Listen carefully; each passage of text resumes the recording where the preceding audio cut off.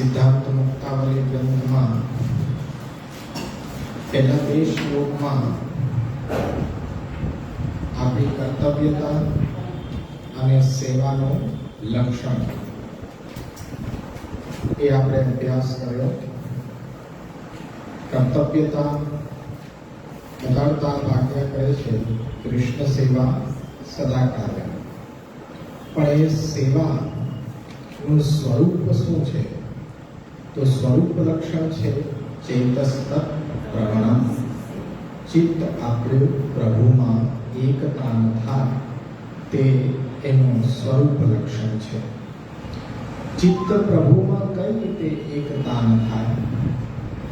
તો સ્વગૃહમાં સર્વ સમર્પણપૂર્વક સેવા કરવાથી ચિત્ત છે પ્રભુમાં પ્રવણ થઈ શકે છે. આને છોડીને કોઈ અન્ય પ્રકાર સેવાનો છે જ નહીં.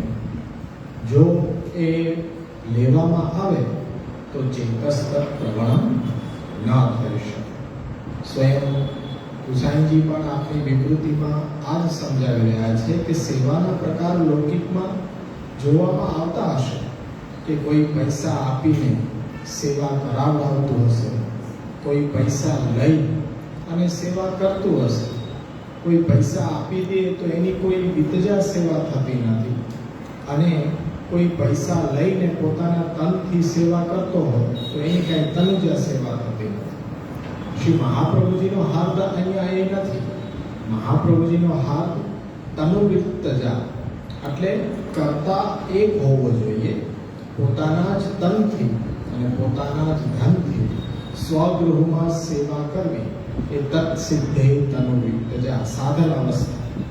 જે સાધનથી આપણું સાધ્ય કૃષ્ણ પ્રાપ્તિ જે શક્ય બનવાનું છે, તો એ જે સેવાનું સ્વરૂપ લક્ષણ છે એની સિદ્ધિ માટે સાધન અવસ્થા તત્સિદ્ધે તનુવિતજા. અને અવાંતર ફલ લક્ષણમાં તતઃ સંસાર દુઃખસ્ય નિવૃત્તિ બ્રહ્મબોધનમ. બ્રહ્મબોધ અને સંસાર દુઃખની નિવૃત્તિ એ ચેતસ્ત પ્રવણમ જે સેવાનું સ્વરૂપ છે એ સેવાના સ્વરૂપનું અવાંતર ફલ લક્ષણ છે. જે ભક્તને ઈચ્છિત નથી છતાં પણ સેવાનો સ્વભાવ એવો છે કે એ આ ફલને પ્રાપ્ત કરાવે છે. તો એ અવાંતર ફલ લક્ષણ થયું. ત્યાર પછી સાક્ષાત ફલ લક્ષણ કયું? તો માનસીસા પરામતા. એ માનસીસા પરામતા છે એ ફલ લક્ષણ છે, ફલ અવસ્થા છે સેવાની. જ્યારે આપણે તનુવિતજા સેવા એટલે આપણી અહમતા મમતા પ્રભુમાં જોડી અને સેવા કરી રહ્યા હોય ત્યારે એ સાધન અવસ્થા છે. પણ ચિત્ત આપણું એકવાર પ્રવણ થઈ ગયું પછી જે સેવા થશે એ ફલ છે. એટલે આપણા પુષ્ટિ માર્ગમાં એવું કહેવામાં આવે છે કે સેવાનું ફલ સેવા. સેવા જ સાધન રૂપા અને સેવા જ ફલ રૂપા. સેવાથી કઈ વસ્તુ આપણે પ્રાપ્ત નથી કરવાની. સેવા જે પ્રાપ્ત થઈ એ પોતાના જ સ્વભાવની અંદર ફળ છે. પ્રાપ્ત શું છે? પ્રભુની સેવા. તો એ પ્રભુની સેવા છે એ જ ફલરૂપા છે. આનાથી વિશેષ ફળ બીજું કયું હોઈ શકે? એ અર્થમાં અહીંયા આપણે એ સમજવું જોઈએ કે વર્તમાન સમયમાં જે લોકો અભ્યાસ સાથે જોડાયા ન હોય તો એ સેવાના કેટલા બધા પ્રકાર એ વિચાર કરતા હોય છે કે ક્યાંક પૈસા આપી દેવા, એનું નામ એ સેવા છે.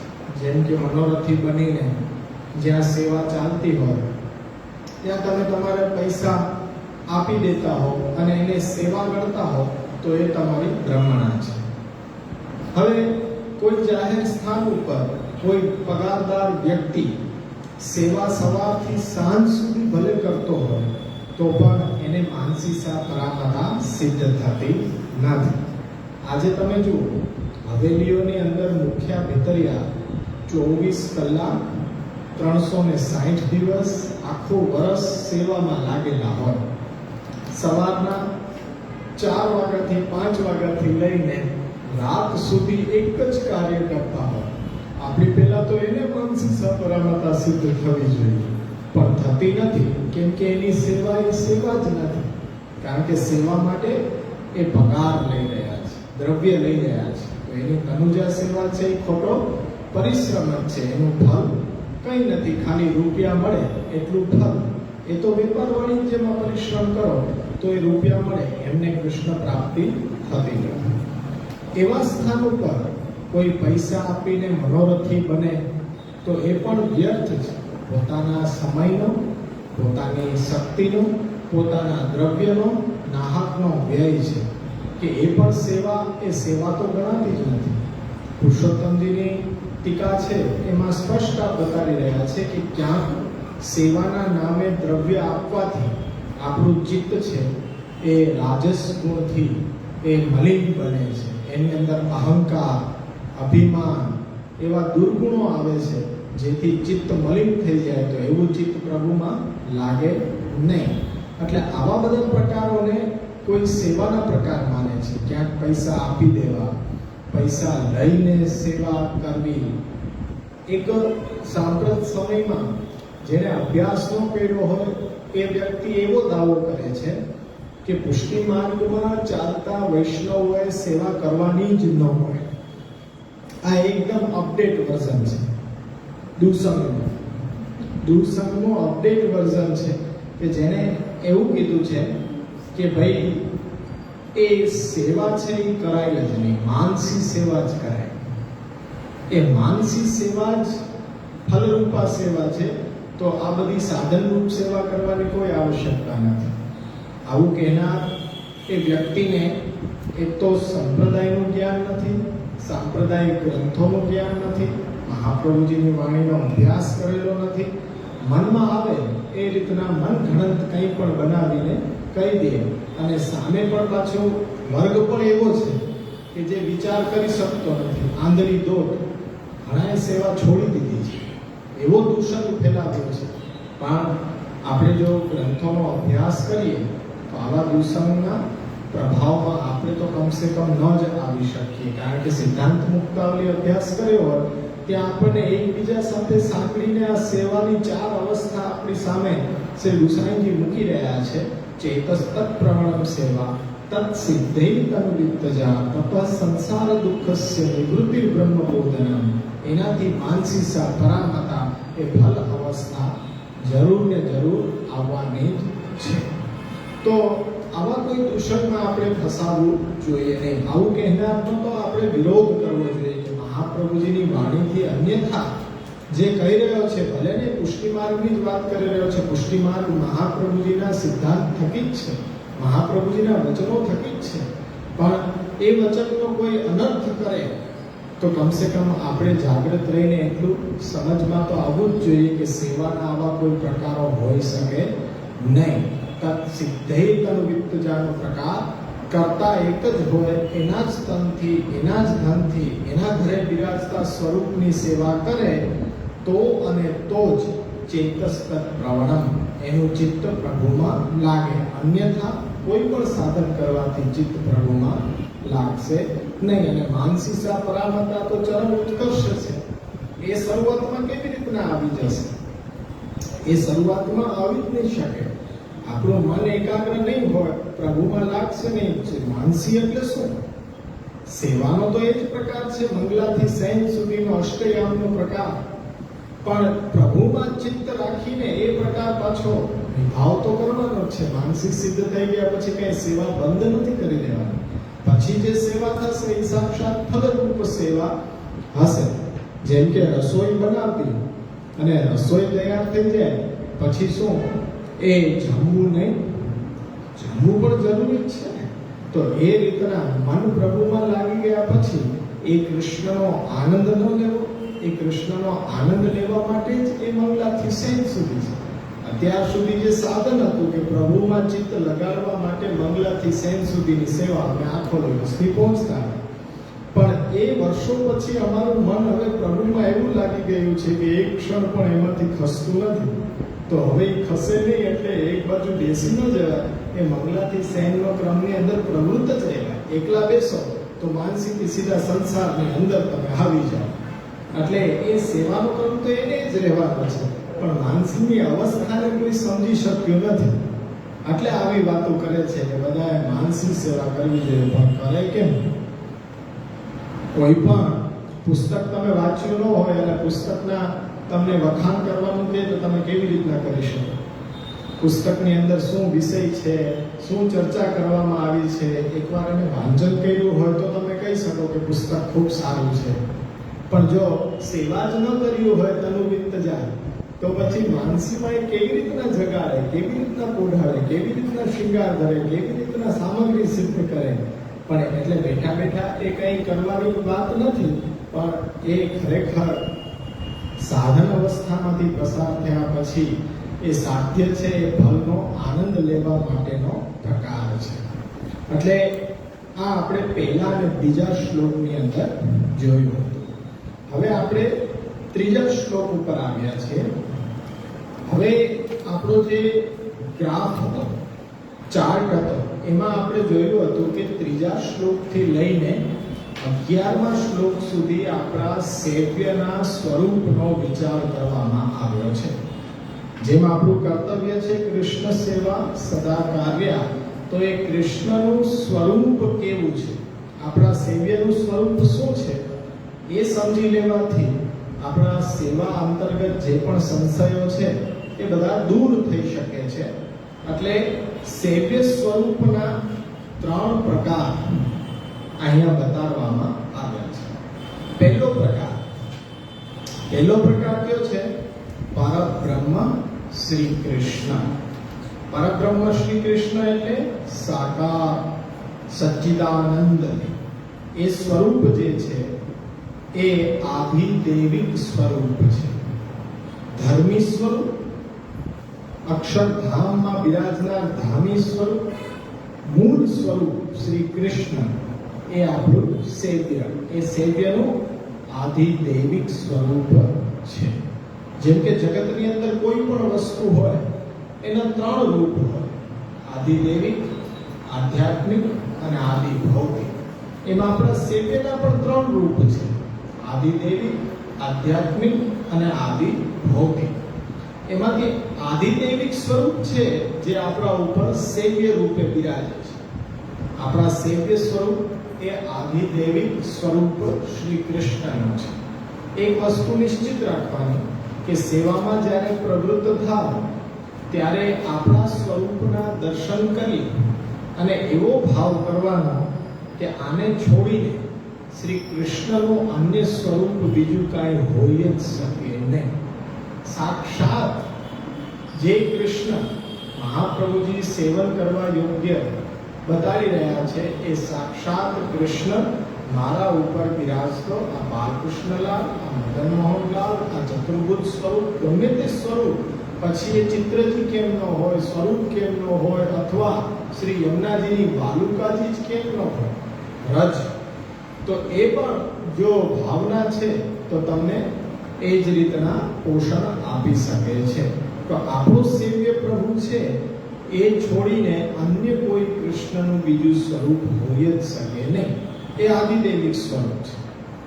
એક સ્વરૂપ છે કે જ્યારે એકમાંથી અનેક થવાની ઈચ્છા કરી ત્યારે આપે ક્ષીરસાગરમાં પોઢેલા નારાયણ, આપણે ઘણી જગ્યાએ ચિત્રજીમાં પણ દર્શન કરીએ છીએ કે ક્ષીરસાગરમાં શેષનાગની સૈયા ઉપર પોઢેલા, તો એને મહાપ્રભુજી કહે છે કે સકલ અવતારા અવતારી નારાયણનું સ્વરૂપ છે કે જેમાંથી પ્રભુના 24 લીલા અવતાર અને 3 ગુણ અવતાર એ કેમાંથી થાય છે તો કે નારાયણમાંથી થઈ રહ્યા છે. ત્યાર પછી અક્ષર બ્રહ્મ છે. તો અક્ષર બ્રહ્મના 2 સ્વરૂપ છે આપણી સામે. અક્ષર બ્રહ્મનું પહેલું સ્વરૂપ શું છે? જગતથી વિલક્ષણ, જગતથી કંઈક જુદું, જગતથી કંઈક અલગ, જગતથી વિલક્ષણ જે સ્વરૂપ છે એને નિરાકાર સ્વરૂપ કહેવામાં આવે છે. અને એનો પ્રભુ સાથેનો સંબંધ શું છે? કારણ કે એ પણ સચ્ચિદાનંદ છે, પણ પ્રભુના જે ગુણો છે એના કરતા કંઈક ઓછું. કારણ કે શ્લોકમાં જોશો, ત્રીજો શ્લોક આવી રહ્યો છે ને, પરમ બ્રહ્મ તુ કૃષ્ણો હિ સચ્ચિદાનંદકમ બૃહત. અહીંયા જે ક ઉપર અનુસ્વાર લગાડવામાં આવ્યો છે ને, એટલે પ્રભુના આનંદથી કંઈક ઓછો આનંદ એના ધર્મમાં છે. એટલે સચ્ચિદાનંદકમ બૃહત. બૃહત કોના માટે કહેવામાં આવ્યું છે? અક્ષર બ્રહ્મ માટે કહેવામાં આવ્યું. બૃહત એટલે વ્યાપક, બૃહત એટલે વિશાળ. આપણે જગતને જોઈએ છીએ એટલું જ નહીં, પણ આ બ્રહ્માંડ છે એટલું નહીં, બ્રહ્માંડથી પણ અનંત કોટી વિસ્તાર જે છે આખું અક્ષર બ્રહ્મ છે. અક્ષર બ્રહ્મ એટલું બધું મોટું પ્લેટફોર્મ છે, વિશાળ, કે એની અંદર પરબ્રહ્મ પણ પાછો સમાઈ જાય છે. પરબ્રહ્મને બિરાજવાનું ધામ છે અક્ષર બ્રહ્મ. તો એ અક્ષર બ્રહ્મનો પરબ્રહ્મ સાથે સંબંધ શું છે? તો કે અક્ષર બ્રહ્મનો પરબ્રહ્મ સાથે 2 સંબંધ છે, ધર્મ અને ધર્મી, અને બીજો ધામ અને ધામી. એ પણ મેં સમજાવી દીધું છે. સચ્ચિત અને આનંદ ધર્મ એ અક્ષર બ્રહ્મ કે જે જગતથી વિલક્ષણ છે, કે જેનો અનુભવ આપણે કરી શકીએ છીએ. તો એને સ્વરૂપ કેવું કહેશો? એ પરબ્રહ્મનું આધ્યાત્મિક સ્વરૂપ છે કે જેને આપણે ભાવના કરી શકીએ. આપણે બધા છીએ અક્ષર બ્રહ્મની અંદર જ છીએ. પ્રભુના નામ રૂપ કર્મ જે પ્રગટ થાય છે તો ક્યાં પ્રગટ થાય છે? અક્ષર બ્રહ્મની અંદર. પ્રભુ બિરાજે છે તો ક્યાં બિરાજે છે? અક્ષર બ્રહ્મની અંદર. એનાથી અલગ એક રૂપ છે જગત સ્વરૂપ. આ જગત રૂપ છે ને, કે જે આપણે ઉઠતા બેસતા સૌથી વધારે નજીકથી જે રૂપને જોઈએ છીએ એ આ જગત છે, જેમાં જળ ચેતન એ બધું પ્રગટ થઈ રહ્યું છે. તો એ જગત સ્વરૂપ છે એ પણ અક્ષર બ્રહ્મનું સ્વરૂપ છે. તો એ અક્ષર બ્રહ્મના સ્વરૂપને આપણે જે જોઈ રહ્યા છીએ જગત સ્વરૂપ, તો એને આદિ ભૌતિક સ્વરૂપ કહે છે. કોનું? તો કે પરબ્રહ્મ શ્રી કૃષ્ણનું. તો આ પરબ્રહ્મ શ્રી કૃષ્ણનું એક તો આદિદૈવિક સ્વરૂપ છે કે જે ક્ષર અને અક્ષરથી ઉત્તમ છે. ગીતાજીમાં પ્રભુ સ્વયં બતાવે છે અર્જુનને. ત્યાર પછી જગતથી વિલક્ષણ જે અક્ષર છે તો એને આધ્યાત્મિક સ્વરૂપ કહેશું, અને જે જગત રૂપે પરિણમ્યું છે અક્ષર બ્રહ્મનું સ્વરૂપ, એને આપણે આદિ ભૌતિક સ્વરૂપ કહેશું. હવે શ્લોકમાં જુઓ, પરમ બ્રહ્મ તુ કૃષ્ણો હિ સચ્ચિદાનંદકમ બૃહત દ્વિરૂપમ તદ્ધિ. 2 રૂપ કોના થાય છે? અક્ષર બ્રહ્મના. 2 રૂપ કોના? તો કે અક્ષર બ્રહ્મના. પહેલું સ્વરૂપ કયું? સર્વમ સ્યાત્, બધું જ તે બન્યો છે. તે સર્વમ સ્યાત્ એટલે જગત. એકમ તસ્માત્ વિલક્ષણમ, એમાંથી એક સ્વરૂપ છે એ જગતથી વિલક્ષણ પણ છે. તમે એવું ન સમજો કે જગત રૂપ થવામાં અક્ષર બ્રહ્મ બધોય ખર્ચાઈ ગયો, હવે શેષ કાંઈ વધ્યું જ નહીં, એવું નથી. એ જગત રૂપ પરિણમો વિવિધ નામ રૂપ કર્મ દ્વારા, પણ એનાથી વિલક્ષણ પણ જે છે એ વિલક્ષણને આપણે શું સમજ્યા? ધામ, એ ધર્મ. તો એ વિલક્ષણ સ્વરૂપ છે અક્ષર બ્રહ્મ.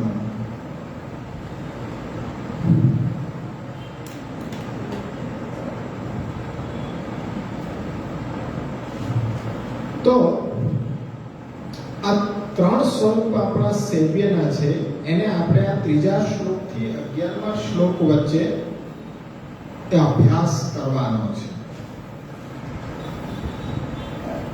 બધા પાસે ચાર્ટ તો છે ને? આ લેવો.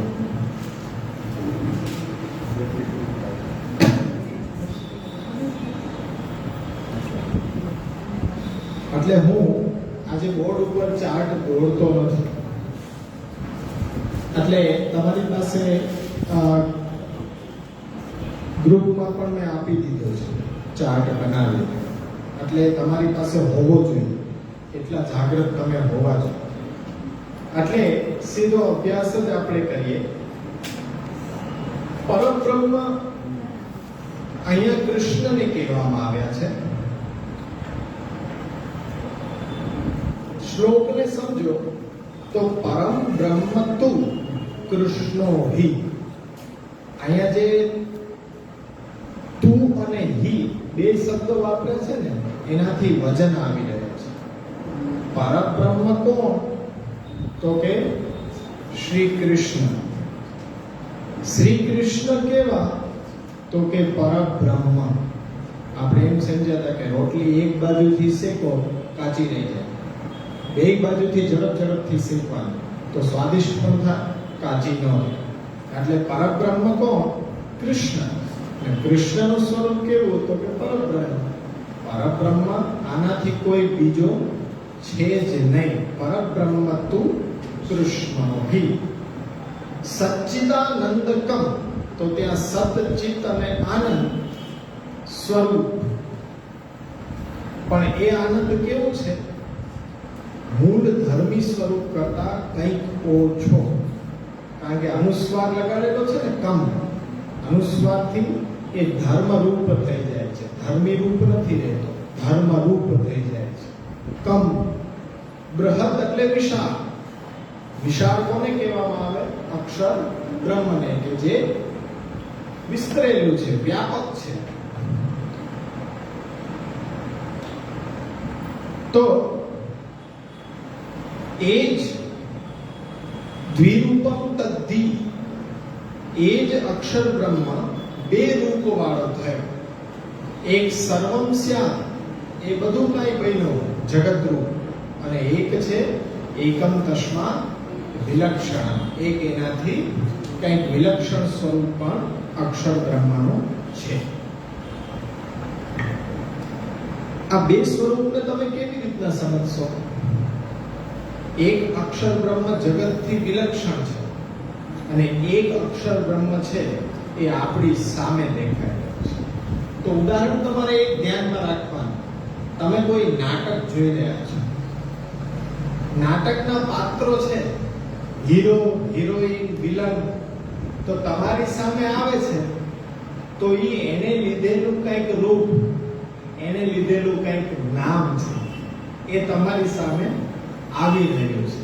એટલે એ સર્વમ સ્યાત્, એ જે કાંઈ બધું બન્યો છે, પણ તમારી સામે જે આવી રહ્યો છે એ એને લીધેલા નામ રૂપ આવી રહ્યા છે. પણ એને તમારે એવું ન માની લેવું જોઈએ કે આ જ છે. ખરેખર એ એનું નામ રૂપ લીધેલું છે, પણ એ જે પાત્ર છે એ કંઈક અલગ છે. એનાથી કંઈક અલગ છે. નાટકમાં તમારી સામે આવ્યા તો હીરો હિરોઈન ને વિલન આવ્યા, પોતપોતાનું પાત્ર ભજવે છે, તો જ તમારું જે કર્મ છે ને એ રોચક થશે. જો એ પડદો ઉચકી જાય, તમે જેને ઓળખી લ્યો કે આ જે હીરો હિરોઈન છે એ હકીકતમાં એનું નામ આ છે, પણ એ પિક્ચરની અંદર કંઈક અલગ નામથી તમારી સામે આવે છે અને એનો રોલ ભજવે છે, તો તમને ઇંતજારી રહે છે કે અંતમાં થશે શું. પણ એ તમને એમ થાય કે આ બધું તો નાટક છે, આમાં એ જુદા પડે તો કઈ દુઃખ કરવાનું નથી, અને એ બે મળે તો કઈ સુખ નથી, અને છેવટે મરી જાય તો પણ એ ક્યાં મર્યા છે, આ તો નાટક છે. હકીકતમાં રાવણ જે બન્યો હતો અરવિંદ ત્રિવેદી, તો રામાયણમાં રાવણ મરી ગયો તો બધાને એમ કે હાશ જો રામચંદ્રજી રાવણને મારી નાખ્યો, પણ એને એમ જોવે કે અરવિંદ ત્રિવેદી મરી ગયો. નહીં, અરવિંદ ત્રિવેદી તો જીવતો જ છે. આ તો તમારી સામે એને રાવણનું પાત્ર ભજવું એ કલાકાર, પણ તમે ત્યારે એની અંદર કોને જુઓ છો? રાવણને જુઓ છો. પણ હકીકતે જેણે નામ રૂપ લીધું છે એ તો એમને એમ છે, પણ તમારી સામે જે આવે છે જગત રૂપે એના નામ રૂપ અને કર્મ આવી રહ્યા છે. પણ એનાથી વિલક્ષણ એની કોઈ અસ્તિત્વ છે, અક્ષર બ્રહ્મનું. સમજાણું ને કે કલાકાર છે તમારી સામે નાટકમાં આવે છે ત્યારે એને પાત્ર ભજવવાનું હોય, પણ એ પાત્ર કોણ ભજવે? એ કલાકાર. પણ એ પાત્ર નક્કી કોણ કરે? તો કે ડાયરેક્ટર. પહેલી બાજુ કોણ છે? પરબ્રહ્મ શ્રી કૃષ્ણ.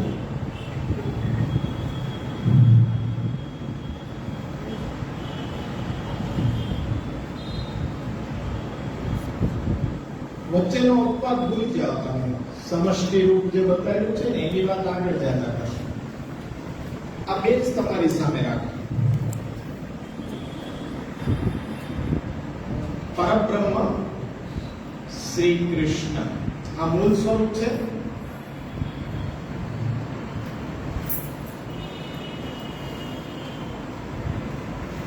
આ ડાયરેક્ટર છે મુખ્ય. હવે એમાંથી અક્ષર બ્રહ્મ રૂપ પાસું છૂટું પડ્યું, કારણ કે એકમાંથી અનેક ભાવ છે. એને હવે રમણ માટે જગતની રચના કરવી છે, સૃષ્ટિની રચના કરવી છે. પ્રથમ પાસું અક્ષર બ્રહ્મ. હવે એ અક્ષર બ્રહ્મ દ્વિરૂપમ તદ્ધિ, એ બે રૂપ વાળો થયો. એક રૂપ થયું સર્વમ શ્યા, એટલે જગત. તો આ જગત છે એ આપણે નરી આંખે જોઈ શકીએ છીએ.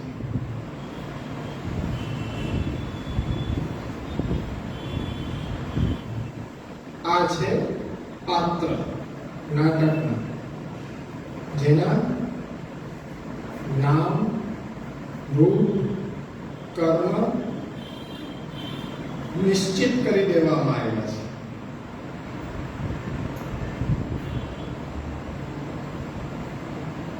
બરોબર? આ તમારી સામે એક પિક્ચર ચાલુ થયું. એ પિક્ચરની અંદર ડાયરેક્ટરે કલાકારને તમારી સામે મૂક્યા છે કે આ રામચંદ્રજી બનશે, આ લક્ષ્મણજી બનશે, આ રાવણ બનશે. હકીકતમાં રામચંદ્રજી, લક્ષ્મણ કે રાવણ એ એને લીધેલા નામ રૂપ છે, અને એને જે પાત્ર ભજવવા માટે આપ્યું છે એનું પહેલાથી જ સ્ક્રિપ્ટ લખાઈ ગઈ છે, એ જ પ્રમાણે વર્તન કરશે. તો આનાથી એક વિલક્ષણ પાસું પાછું ભૂલી ન જવું જોઈએ. રાવણ મરી ગયો તો અરવિંદ ત્રિવેદી પણ મરી ગયો નહીં. એ તો નાટકની અંદર જે રાવણ બનેલો હતો એ રાવણનું પાત્ર છે, એનો ધી એન્ડ થયો, પણ કલાકારો હજી નાટક પછી એમને એમ છે. તો શું આપણી સામે જગત થયો તો એ જગત અક્ષર બ્રહ્મ બન્યો, તો એ અક્ષર બ્રહ્મ જગત છે, તો આનાથી કંઈક વિશેષ પણ છે. નાટકની અંદર કલાકાર છે, એના જે કર્મો છે, તો શું એ ખરેખર એવો છે કે એનાથી કંઈક અલગ પણ છે? તો આપણને ક્યાં છે કે નાટકમાં તો એનું જે પાત્ર એને ભજવવાનું કીધું હોય એવું એ ભજવે. વિલન પણ જો નાટકમાં હોય તો સાચા અર્થમાં એ વિલન હોતો નથી, એ સજ્જન માણસ પણ હોઈ શકે. નાટકમાં જે ડાયરેક્ટર નક્કી કરે એવું કામ કરવું પડે. તો અહીંયા એનું એક તસ્મા એકમ તસ્મા વિલક્ષણમ, આ બીજું સ્વરૂપ છે અક્ષર બ્રહ્મનું. એ સ્વરૂપ નિરાકાર, જગતથી વિલક્ષણ.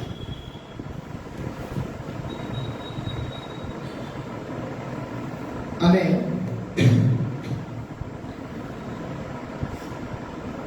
એ મુખ્ય કલાકાર નો મૂળ રૂપ.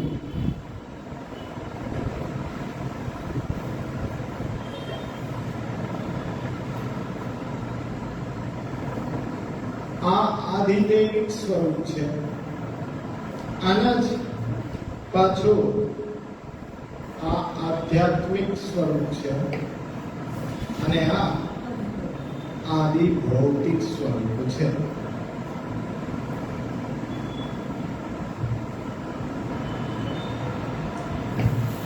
હવે એકદમ ક્લિયર થઈ ગયું પિક્ચર.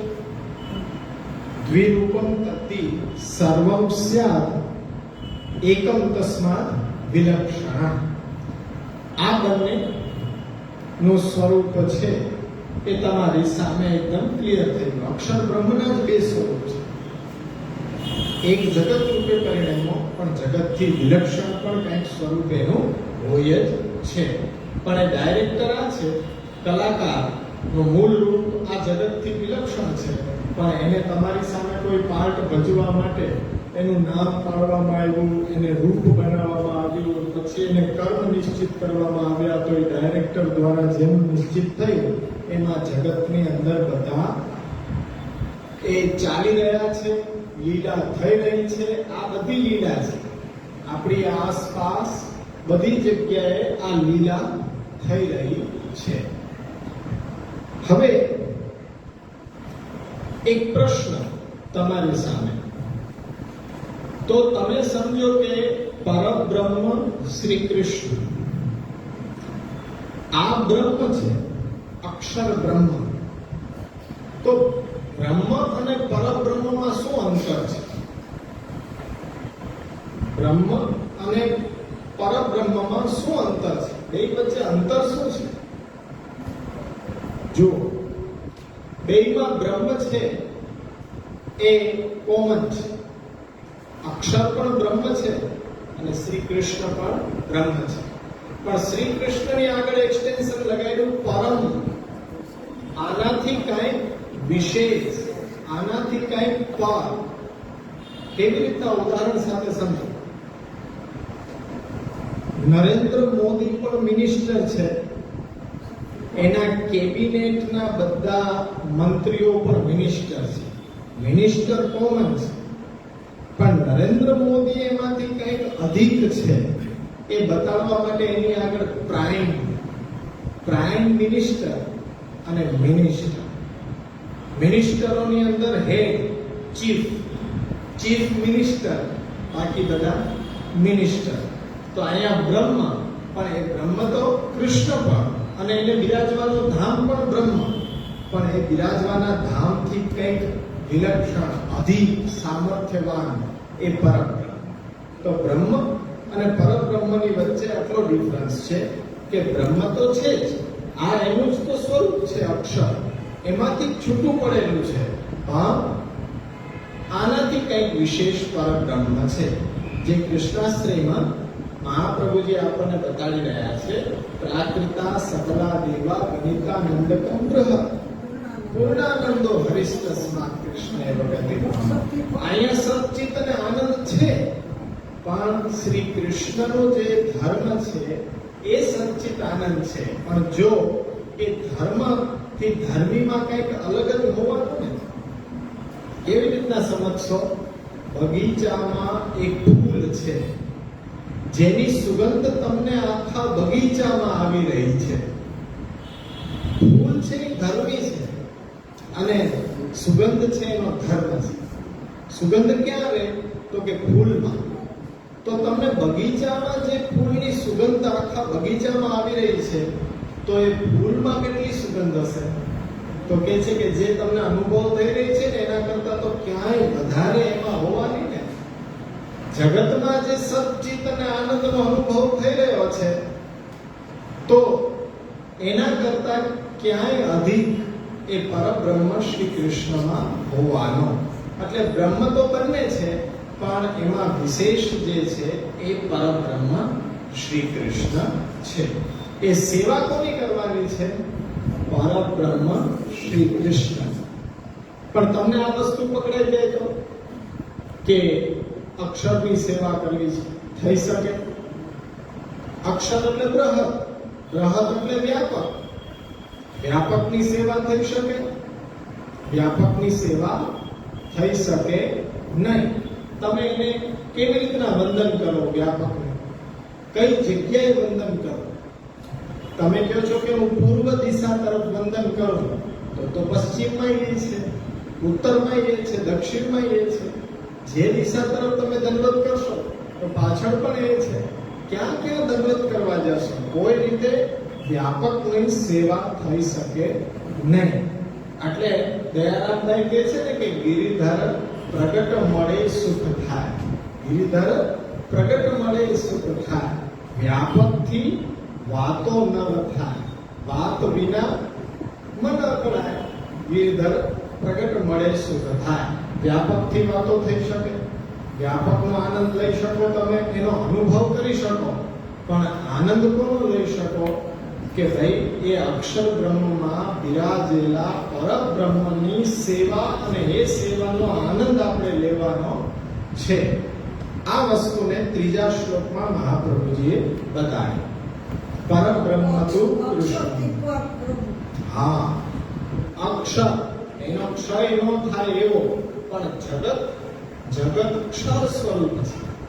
ક્ષર સ્વરૂપ છે એટલે એનો લય છે નિશ્ચિત છે, પણ એ ક્ષરથી કંઈક વિશેષ અને અક્ષરથી પણ ઉત્તમ એ પુરુષોત્તમના નામે હું ઓળખાવું છું. એ પરબ્રહ્મ શ્રી કૃષ્ણ, અને આપણો સેવ્ય સ્વરૂપે પરબ્રહ્મ શ્રી કૃષ્ણ છે. મહાપ્રભુજીનો સિદ્ધાંત છે કે જગત એની લીલા રૂપે તમે જુઓ, પણ એ જગતની અંદર મોહ ન પામો. જગતના દરેક નામ રૂપ કર્મ એ પરબ્રહ્મે લીધેલા જ નામ રૂપ કર્મ છે. તો એ નામ રૂપ કર્મમાં બંધાવાનું નથી. બંધાવાનું છે કોનામાં? કે નામ રૂપ કર્મ જેને લીધા છે પરબ્રહ્મમાં આપણે બંધાવાનું છે. એ મહાપ્રભુજીનો સિદ્ધાંત છે. આ વસ્તુને ત્રીજા શ્લોકમાં આપે એકદમ ક્લિયર કરી. ત્યાર પછી આ વસ્તુને સમજી ન શકવાને કારણે ઘણા બધા વાદ છે એ પ્રવર્તિત થયા. પ્રશ્ન શું હતો? કે પરબ્રહ્મ શ્રી કૃષ્ણનો એ જગત સાથેનું સ્વરૂપ સંબંધ શું છે? પરબ્રહ્મમાંથી આ જગત અસ્તિત્વમાં આવ્યું. પરબ્રહ્મનો ધર્મ અક્ષર બ્રહ્મ છે. પરબ્રહ્મમાંથી અક્ષર બ્રહ્મ પ્રગટ થયો. તો એ વાતને લઈને ઘણા બધા વિચારકોએ ઘણા બધા મતો પ્રવર્તિત કર્યા. એટલે આપણી સામે શું છે કે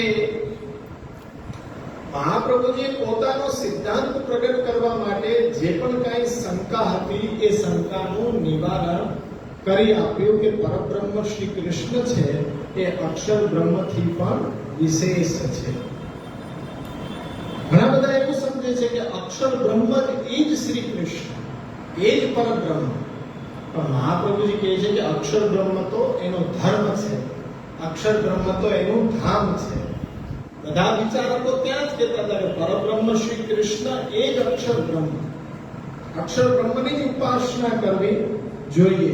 પણ મહાપ્રભુજીએ સિદ્ધાંત પ્રતિપાદિત કર્યો કે અક્ષર બ્રહ્મમાં અને પરબ્રહ્મમાં જે તફાવત છે એ સિદ્ધાંત આપણે ત્રીજા શ્લોકમાં ભણ્યા. તો એ શેના માટે કે જે આ વિચારને લઈને ઘણા બધા મતાંતર થતા હતા એનો સચોટ માર્ગદર્શન આપ્યું ને પોતાનો સિદ્ધાંત પ્રતિપાદન કર્યો. પરબ્રહ્મ તો કૃષ્ણ હોય. સિદ્ધાંત શું હતો? શા માટે પરબ્રહ્મ શ્રી કૃષ્ણ? પરબ્રહ્મ શા માટે કહેવામાં આવ્યા? તો એના માટેના જેટલા વાદો છે એ ચોથા શ્લોકમાં તમે જુઓ. અપરમ તત્ર પૂર્વસ્મિન વાદિનો બહુધા જગુ માયિકમ સગુણમ કાર્યમ સ્વતંત્રમ ચ ઇતિ નેકધા. શું કહેવા માંગે છે? તત્ર. તત્ર એટલે અપરમ તત્ર. તત્ર એટલે તેમાં. પૂર્વસ્મિન પૂર્વમાં ઘણા બધા વિચારકોએ, વાદ કરવા વાળા વાદીઓએ, વાદિનઃ અપરમ બીજું જે સ્વરૂપ છે, બહુધા ઘણા બધા પ્રકારથી એને વર્ણન કરવામાં આવ્યું છે.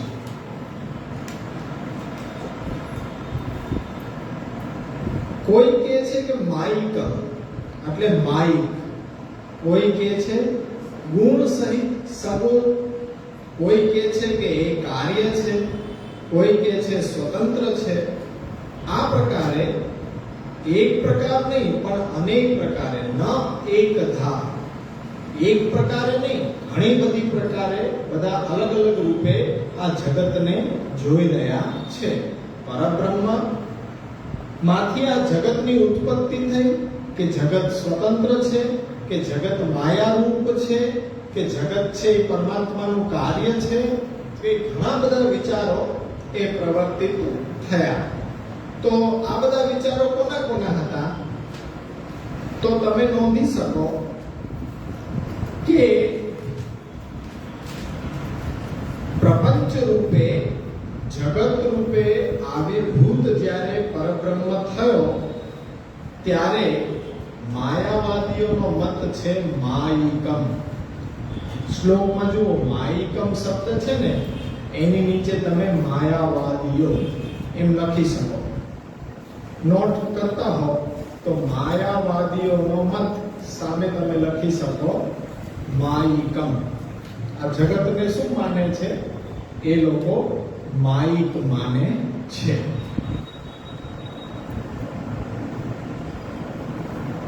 પછી સગુણમ.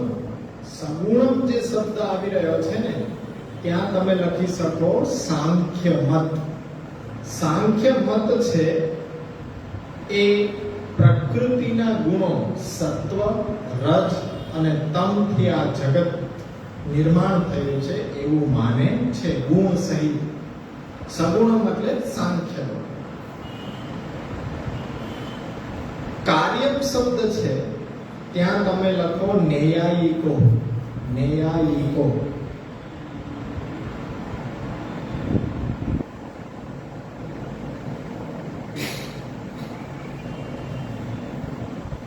ઈશ્વરનું કાર્ય છે એવું માને છે.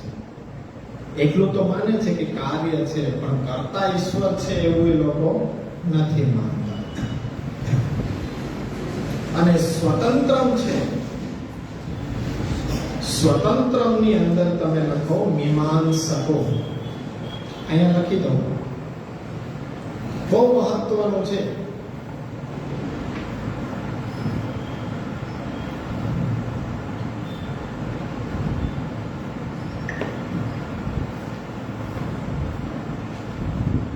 માયિકમ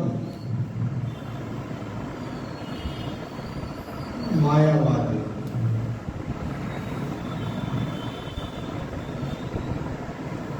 સગુણમ સાંખ્યમત. કાર્યમ તો કે છે ન્યાયિકો.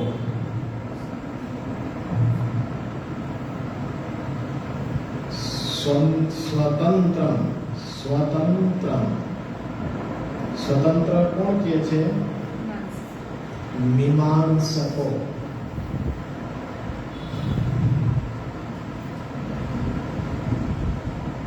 ચકાર છે તમારા શ્લોકમાં ચ ઇતિ નૈકધા. ચ માં શું ગણવાનું? વેદ બાહ્ય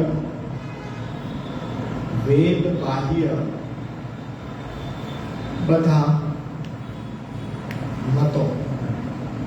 એની અંદર વેદને પ્રમાણ ન ગણતા હોય એવા જૈન, બૌદ્ધ, ચાર્વાક એ બધા મત આવી જાય. તો કોઈ એક પ્રકારે નહીં પણ એક કરતા વધારે પ્રકારે જગતને જોવા વાળા બધા અલગ અલગ વાદો છે એ પ્રચલિત થયા, જે મહાપ્રભુજી અહીંયા એક જ શ્લોકમાં ગણાવી રહ્યા છે. માયિકમ સગુણમ કાર્યમ સ્વતંત્રમ ચ ઇતિ નૈકધા.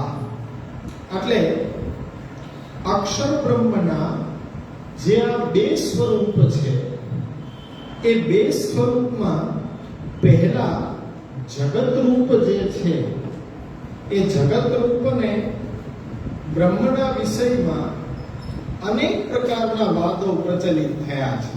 આ બધા વાદો કોના લીધે પ્રચલિત થયા છે? જગત સ્વરૂપને લઈને આ બધા વાદો પ્રચલિત થયા છે.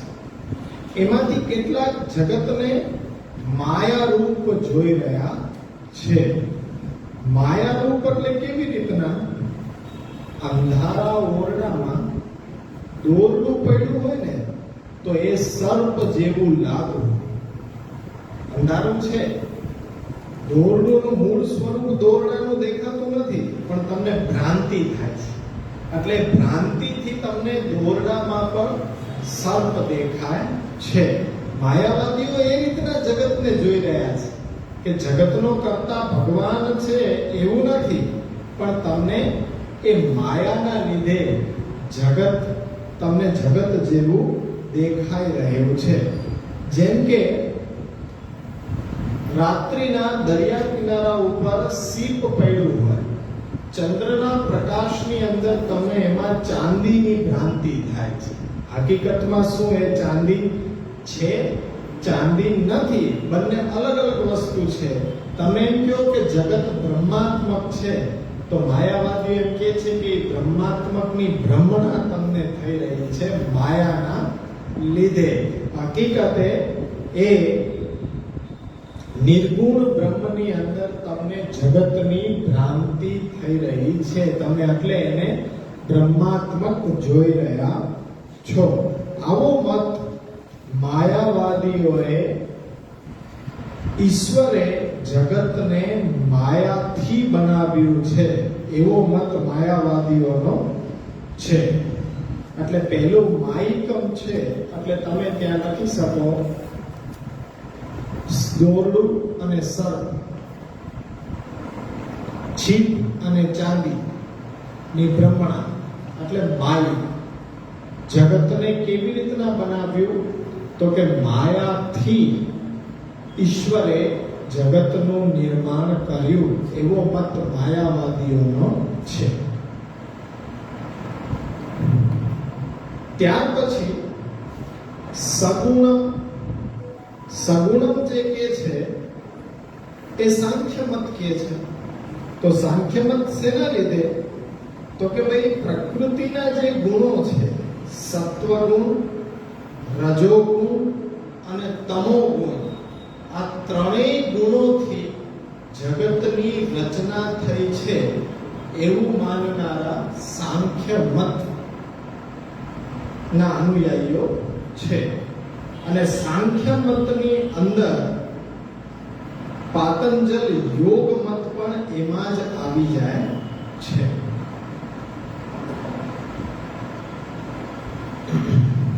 એટલે આ બે સ્પષ્ટ થયા. માયિકમ સગુણમ એટલે ગુણ સહિત પ્રકૃતિના ગુણોથી જગતનું નિર્માણ થયું છે. સ્વતંત્ર રૂપે જગત કરતા રૂપે ઈશ્વરને એ લોકો માનતા નથી, પણ એ લોકોને આ વિચાર છે એમાં શંકા થવાને કારણે આ બધા મતો છે એ પ્રચલિત આપણી સામે થયા. ત્રીજું શું આવે છે? ત્રીજું છે કાર્ય. કાર્ય એટલે ન્યાયિકો એટલે તર્કશાસ્ત્ર વાળા, તર્કથી બધી વસ્તુને જોવાનો જેનો મુખ્ય ધ્યેય છે. એ લોકો એવું કહે છે કે પૃથ્વી, જલ, તેજ, વાયુ આ બધાના જે નાના નાના કણો છે એમાં ઈશ્વરની ઈચ્છાથી ક્રિયા ઉત્પન્ન થઈ અને એકબીજાથી મળવાથી ઈશ્વરની સામે કાર્યરૂપ આ જગત છે એ નિર્માણ થઈ ગયું. એટલું તો એ માને છે કે ઈશ્વર ઈચ્છાથી આ બધા કણો ની અંદર કાર્ય ઉત્પન્ન થયું અને એકબીજા સાથે મળી જવાથી એક જગત જેવી રચના સામે આવી ગઈ.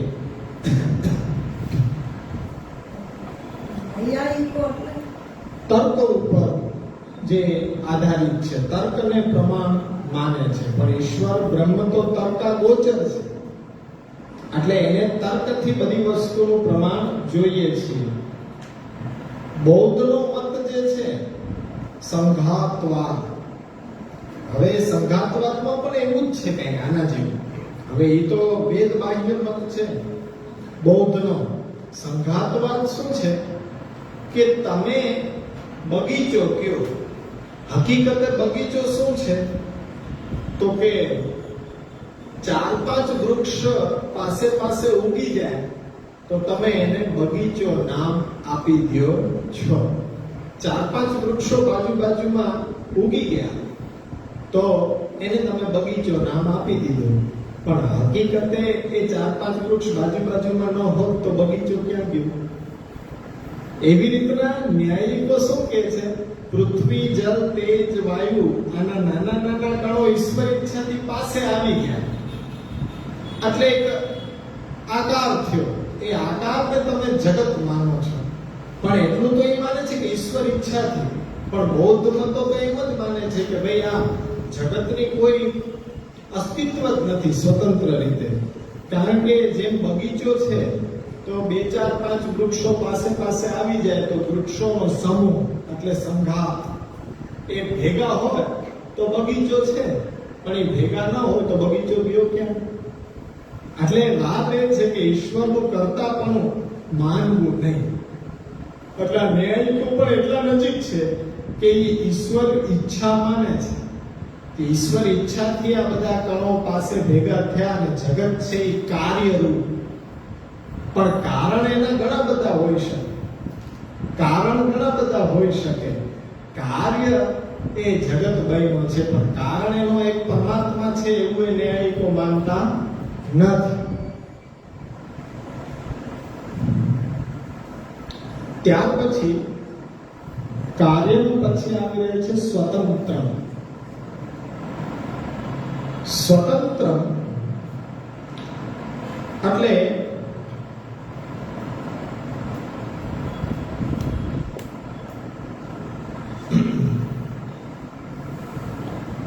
મીમાંસક એટલે કર્મમાં માનવા વાળા, કર્મ માર્ગમાં માનવા વાળા મીમાંસક કે જે કર્મને મુખ્ય માની રહ્યા છે. તો કર્મને મુખ્ય માની રહ્યા છે એને જગત એવું દેખાડવામાં આવે છે કે આનું કોઈ કારણ નથી કે એ કોઈનું કાર્ય નથી, પણ પોતે એક સ્વતંત્ર અનાદિકાલથી એમને એમ ચાલતું આવ્યું છે, એને કોઈ બનાવવા વાળું નથી એવો મત એ લોકોનો સ્વતંત્ર માને છે. કોઈના કારણે નહીં, ઈશ્વરના કારણે પણ નહીં, પણ જગત અનાદિકાળથી આવું જ છે એમને એમ ચાલ્યું આવે છે એને સ્વતંત્ર માને છે કે તે કોઈનું કાર્ય પણ નથી અને જગતનું કોઈ કારણ પણ નથી. મીમાંસકો એટલે કર્મ માર્ગમાં માનવા વાળા બધા, ન્યાયિકો તર્કમાં માનવા વાળા છે. તો એ ન્યાયિકોની અંદર ઘણા બધા થઈ ગયા કે ન્યાયમતને ગૌતમ મુનિએ પણ પ્રચલિત કર્યો. એમાં જગતના 7 પદાર્થ માન્યા એને, અને બીજા કણાદ મુનિ હતા એ કણાદ મુનિએ પણ એવી જ રીતના વાત કરી. એટલે વૈશેષિક મત છે એ આ ન્યાયિકોનો મત છે. વૈશેષિક મત છે એ ન્યાયિકોનો મત છે. ત્યાર પછી અંતમાં જે ચકાર આવે છે, તો ચકારની અંદર તમે બૌદ્ધ, લોકાયતિક, એવા બધા નાસ્તિક, ચાર્વાક મત, વામ માર્ગ, શાક્ત વગેરે મત બધા જ એની અંદર ગણી લેવામાં આવ્યા. આ પ્રકારના ઈશ્વર જગતનો કર્તા છે એ વિચારમાં સંશય હોવાને કારણે આ બધા મતો છે એ પ્રતિપાદિત થયા.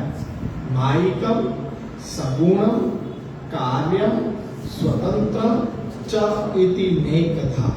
એક પ્રકારે નહીં પણ અનેક પ્રકારે આવા બધા મતો, મતાંતર અસ્તિત્વમાં આવ્યા. એટલે બધાને ક્લિયર?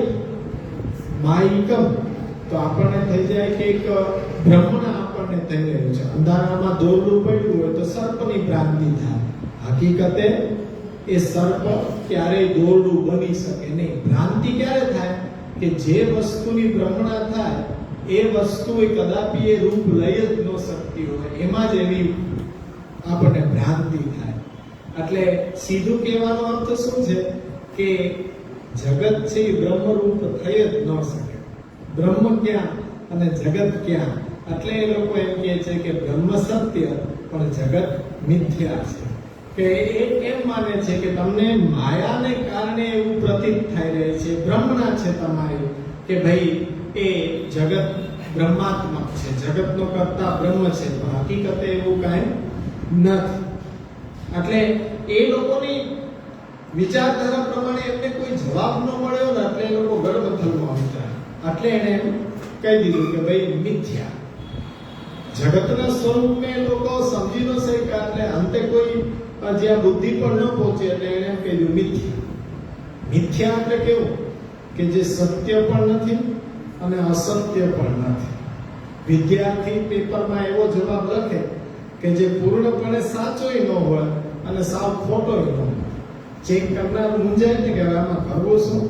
લખ્યું છે એ પૂર્ણપણે ખોટુંય નથી અને સાવ સાચુંય નથી, વચગાળાનો રસ્તો. એટલે એ લોકો એમ પૂછે કે સત્ય શું છે? તો તમે એમ કહો છો કે સત્યનો નાશ થતો નથી, એને સત્ય કહેવાય. તો એમ કીધું કે તમારી સામે કાચ રાખી દો. હવે આમાં જે પડતું પ્રતિબિંબ છે એને તમે શું કહો? તો એમ કહે છે કે એને તમે સત્ય કહો. તો કે સત્યની વ્યાખ્યા તમારી શું? તો કે સત્યનો કોઈ દિવસ નાશ ન કરી શકાય. તો કે હરીશો હટાવી લ્યો સામેથી, પ્રતિબિંબ ગયું ક્યાં? તો એ પ્રતિબિંબ સત્ય નથી. તો કે છે ભાઈ અસત્ય કહી ગયું ને, અસત્ય કયો? તો કે અસત્યની વ્યાખ્યા શું? કે ક્યારેય એને પ્રગટ કરી શકાય નહીં. સસલાના માથે સિંગડા અસત્ય વાત છે, ક્યારેય પ્રગટ કરી શકાય નહીં. પણ એમ કહો કે આ કાચમાં દેખાતું પ્રતિબિંબ અસત્ય છે તો પ્રગટ ન કરી શકાય, તો પાછો કાચ રાખી દો, પ્રતિબિંબ આવ્યું કે ન આવ્યું? તો કે હા એ તો આવી ગયું. હવે એ સત્ય નથી અસત્ય નથી તો કેવું શું? કઈ શબ્દ ન મળે, એમ કે મિથ્યા.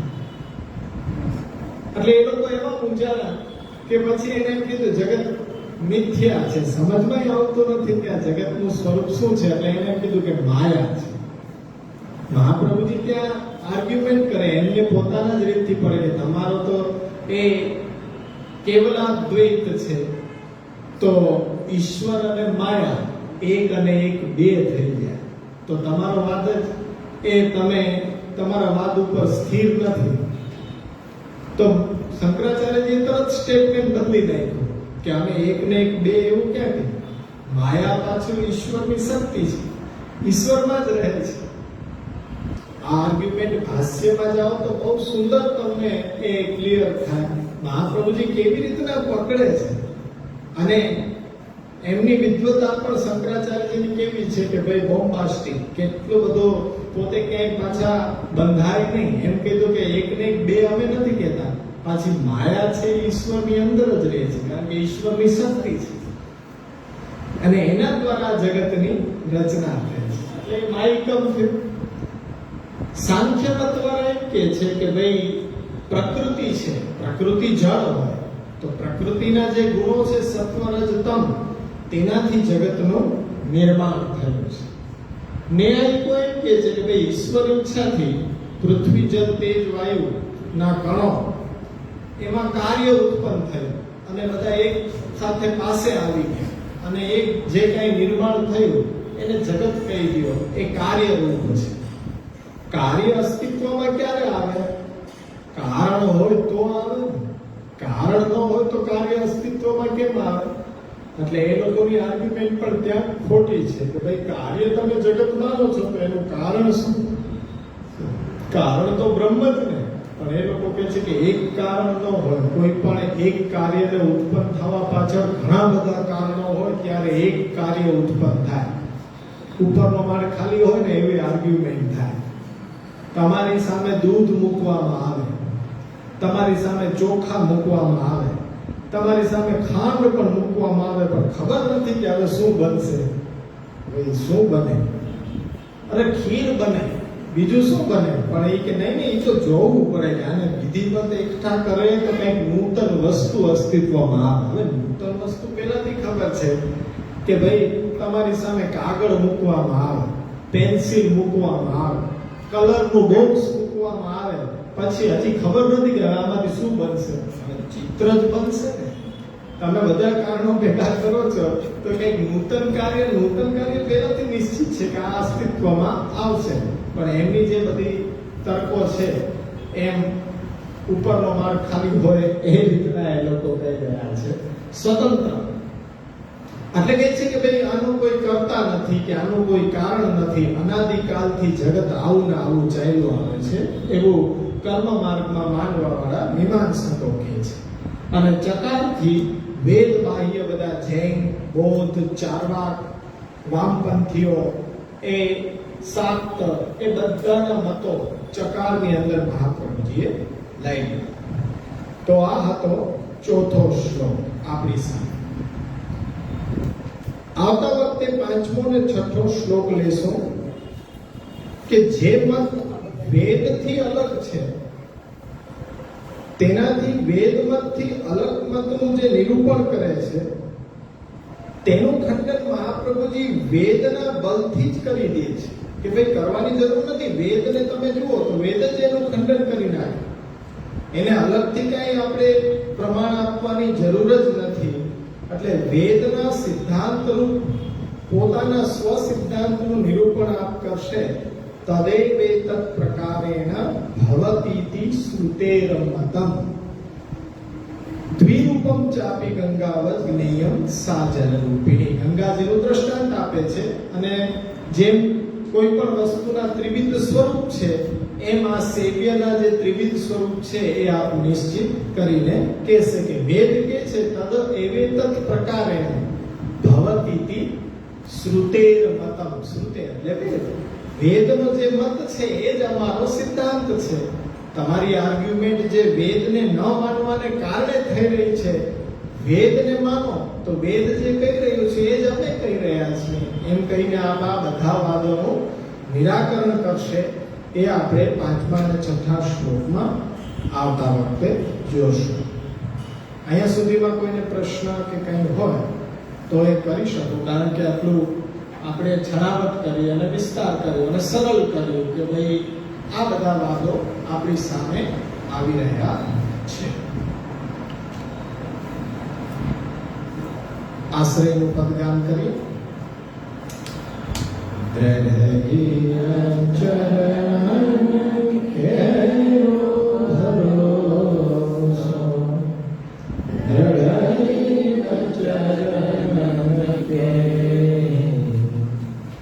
શ્રી વલ્લભ ચંદ્ર ચટાર્પિન સદયુગ અંધેરો ભરોસો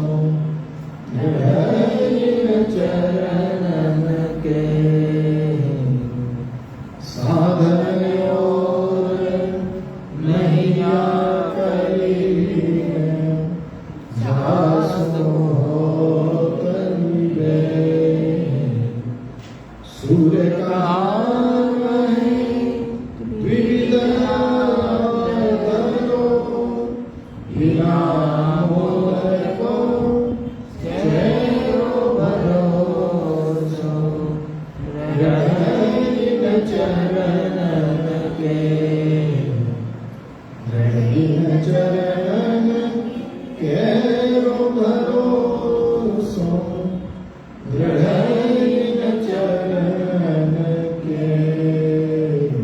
શ્રી વલ્લભાધીશ કી જય.